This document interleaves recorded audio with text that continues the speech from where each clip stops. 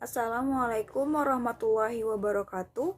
Saya Aulia Damayanti, kelas 01 SKI 005 dari Prodi S1 Akuntansi Universitas Pamulang, ingin mempresentasikan tentang organisasi dan manajemen.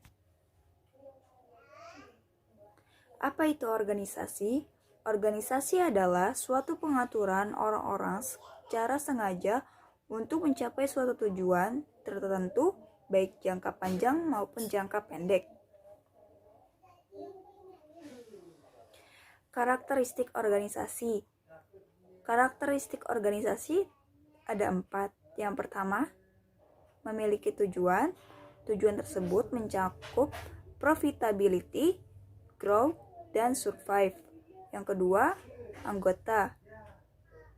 Organisasi wajib memiliki anggota minimal 2 orang atau lebih dengan tujuan yang sama, tidak boleh dengan tujuan yang berbeda. Yang ketiga, struktur organisasi. Struktur membantu pembagian tugas masing-masing anggota. Yang keempat, sistem dan prosedur. Aturan-aturan yang ditetapkan dan dijalankan dengan komit. Manfaat organisasi bagi masyarakat dan bisnis. Antara lain, organisasi mengubah kehidupan masyarakat.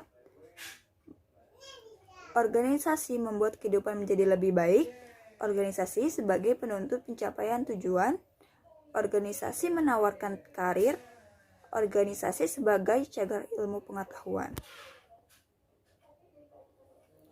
Pengertian manajemen. Manajemen adalah suatu proses mengkoordinasi dan mengintegrasikan kegiatan kerja agar diselesaikan secara efisien dan efektif.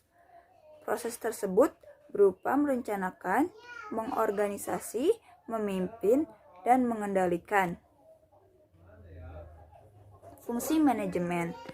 Fungsi manajemen ada 5. Yang pertama, perencanaan.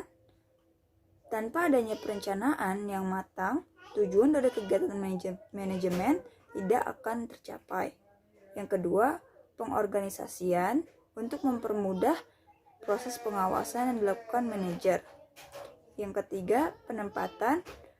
Manajer bertugas untuk menempatkan sumber daya yang tersedia sesuai dengan kebutuhan. Yang keempat, pengarahan. Pengarahan perlu dilakukan agar segala sesuatu yang dilakukan dapat berjalan dengan arahan atau rencana. Yang kelima, pengawasan. Agar kegiatan manajemen dapat berlangsung sesuai rencana, jika tidak berjalan baik, dapat dilangsungkan proses evaluasi. Tingkatan manajemen dan tanggung jawabnya. Yang pertama, ada top manager. Top manager bertanggung jawab terhadap perusahaan secara keseluruhan, mulai dari menetapkan tujuan, strategis, dan kebijakan perusahaan secara umum. Yang kedua, middle manager. Mengawasi beberapa unit kerja dan menerapkan rencana sesuai dengan tujuan dan tingkatan yang lebih tinggi. Selanjutnya, mereka melaporkan hasil pekerjaannya kepada yang lebih tinggi. Yang ketiga, first line manager. Memimpin dan mengawasi tenaga-tenaga operasional. Sebutan lain untuk jabatan ini antara lain yaitu supervisor, kepala departemen, dan mandor. Keterampilan dasar manajemen. Keterampilan dasar manajemen ada 3. Yang pertama, technical skill.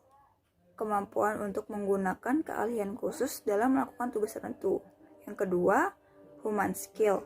Kemampuan bekerja sama dengan orang lain disebut hubungan skill. Yang ketiga, conceptual skill. Kemampuan melihat situasi secara luas dan dapat memecahkan masalah. Sekian, kurang lebihnya dari saya, mohon dibukakan pintu maaf. Wabillahi taufiq wal hidayah. Assalamualaikum warahmatullahi wabarakatuh.